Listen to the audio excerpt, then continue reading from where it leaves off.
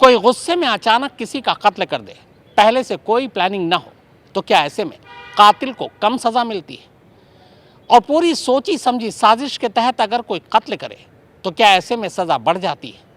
कत्ल करने के बाद अगर कोई लाश के सबूत मिटाने के लिए लाश के साथ अजीब बर्ताव करे तो क्या इसमें सजा अलग हो जाती है? श्रद्धा मर्डर केस को लेकर कानून के जानकार आखिर कहते क्या है? यह केस क्या रेयरेस्ट ऑफ रेयर केस में आएगा? कानून के जानकारों ने तंदूर कांड की मिसाल देते हुए कहा कि वो केस भी लगभग ऐसा ही था। सुशील शर्मा ने तब अपनी पत्नी नैना साहनी को झगड़े के दौरान गोली मारी थी। वो कत्ल भी अचानक हुआ था, लेकिन इसके बाद सुशील शर्मा ने नैना साहनी की लाश को ठिकाने लगाने के लिए जिस तरह उसे तंदूर में डाला, वो एक सोची समझी साजिश थी ताकि लाश का सबूत किसी के हाथ न लगे। यही वजह है कि तब अदालत ने नैना साहनी के कत्ल को रेयरेस्ट ऑफ रेयर करार देते हुए सुशील शर्मा को फांसी की सजा सुनाई थी। हालांकि बाद में सुप्रीम कोर्ट ने इसे उम्र कैद में बदल दिया। श्रद्धा मर्डर केस भी वैसे ही रेयरेस्ट एंड रेयर केसेस है। इसमें और नैना साहनी मर्डर केस में खाली डिफरेंस ये है कि नैना साहनी मर्डर केस में जब उसने मर्डर किया था तो उसके तुरंत बाद जो है वो पकड़ा गया था जब बॉडी को डिस्पोज ऑफ कर रहा था, जबकि श्रद्धा केस में उसने बॉडी को डिस्पोज ऑफ बहुत देर पहले कर दिया था। करीब करीब आप लगाएं 6 महीने पहले उसने कर दिया था उसको डिस्पोज ऑफ, और उसके बाद पता लगा है कि उसने मर्डर किया है।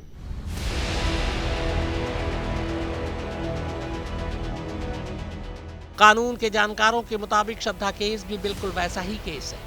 यहाँ भी आफ्ताब ने भले ही अचानक गुस्से में श्रद्धा का कत्ल किया, लेकिन इसके बाद लाश के टुकड़े कर उन्हें जिस तरह से वो इधर उधर फेंकता रहा, वो एक साजिश का ही हिस्सा था। इसीलिए इस बात की गुंजाइश बेहद कम है कि आफ्ताब के इस पैंतरे से कि उसने सचमुच अचानक गुस्से में कत्ल किया था, उसकी सजा कम हो जाएगी। उसके जुर्म को देखते हुए और कत्ल के लिए दी जाने वाली सजा को सामने रखते हुए यह तय है कि उम्र कैद से कम उसे कोई सजा मिलेगी नहीं। और अगर दिल्ली पुलिस ने अदालत में यह साबित कर दिया कि ये रेयरेस्ट ऑफ रेयर केस है तो फिर फांसी तय है। दोनों रेयरेस्ट इन रेयर केस हैं। रेयरेस्ट इन रेयर केसेस का मतलब ये होता है कि वो एक आम मर्डर नहीं है, रेयर टाइप का वैसा मर्डर होता है, इसलिए इनको रेयरेस्ट इन रेयर केस कहते हैं। और रेयरेस्ट इन रेयर केसेस में सुप्रीम कोर्ट ने कहा हुआ है कि एक्यूज को डेथ पेनल्टी देनी चाहिए। जो श्रद्धा केस में जो मुलजिम आफ्ताब है, उसने जो प्ली ली हुई है कि ये उसने सडन और ग्रेव प्रोवोकेशन में उसने मर्डर किया, वो प्ली इसकी अब टीनेबल नहीं है। वो इसलिए वो टीनेबल नहीं है, लॉ में वो नहीं ठहरती, क्योंकि अगर कोई सडन और ग्रेव प्रोवोकेशन में अगर मर्डर करता भी है तो उसके फौरन बाद उसको जो है पुलिस को बताना चाहिए। इसमें क्योंकि पुलिस को नहीं बताया, इसलिए उस कैटेगरी में नहीं आता। हालांकि कानूनन आफ्ताब को सजा मिलने में अभी कई साल लग जाएंगे।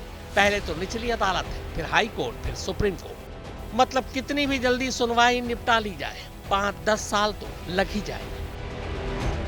लेकिन उस सजा से पहले ही बहुत से लोग खुद आफ्ताब को अपने हाथों से सजा देना चाहते हैं।